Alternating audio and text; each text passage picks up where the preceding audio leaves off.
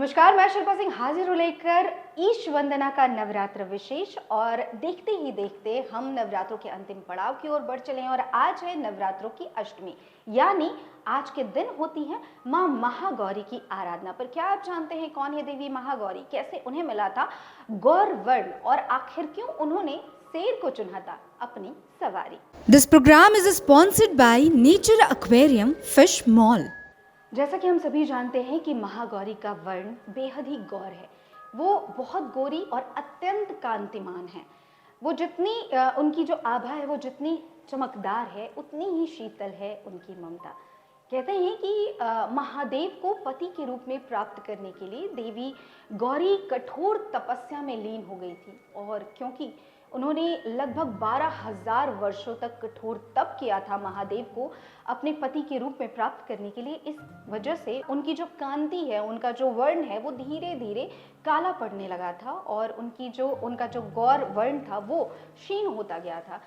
उनकी तपस्या से प्रसन्न होकर महादेव वहाँ पधारे और कहते हैं कि जब महादेव ने उनके जो रूप है और जो उनकी सुंदरता है उसको क्षीणता की ओर बढ़ते हुए देखा, तो उन्होंने तपस्या से उन्हें उठाया और गंगा जल से स्नान कराकर उन्हें बेहद ही गौर वर्ण प्रदान किया, और जिससे माँ गौरी एक बार फिर से वापस से गौर वर्ण की हो गई और बेहद ही कांतिमान हो गई। उनकी सुंदरता देखते ही बनती थी और लोग उन्हें देव सुंदरी कहने लगे। उनके समान सुंदर इस पूरी धरा पर कोई और नहीं। जिसके बाद महादेव उन्हें वापस लेकर कैलाश चल पड़े। वहीं माँ महागौरी की जो सवारी है वो दो सवारियाँ वो लेकर चलती हैं, एक वृषभ और दूसरा सिंह। सिंह उनकी सवारी कैसे बना, इसके पीछे भी एक बड़ी ही रोचक कथा है। कहते हैं कि जब माँ महागौरी जो माँ पार्वती हैं वो जब कठोर तप में लीन थी, उस वक्त उस जंगल में एक भूखा शेर कहीं से आ गया और जब उसने माता रानी को वहाँ पे तप करते हुए देखा तो वो वहीं बैठ गया और उसने सोचा कि जब ये तपस्या से उठेंगी तब मैं इन्हें खा लूँगा। और ऐसा करते करते लगभग 12,000 वर्ष बीत गए, क्योंकि 12,000 वर्षों के बाद माँ पार्वती ने अपना कठोर तप तोड़ा था।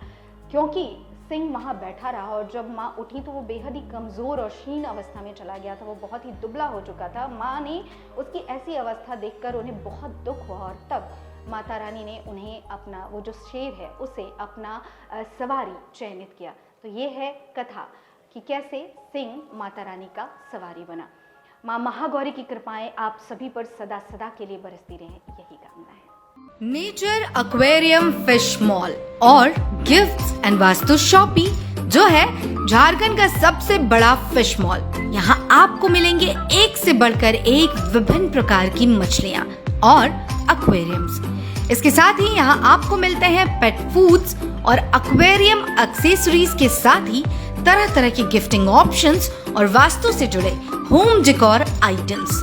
तो अगर आप भी हैं एक्वेरियम और मछलियों के शौकीन तो नेचर एक्वेरियम फिश मॉल है आपके लिए बिल्कुल परफेक्ट डेस्टिनेशन। तो आज ही आए नेचर एक्वेरियम फिश मॉल, आकाशी मेज, lower ground floor, opposite Prabhatam mall, Dhaiya, Dhanbad.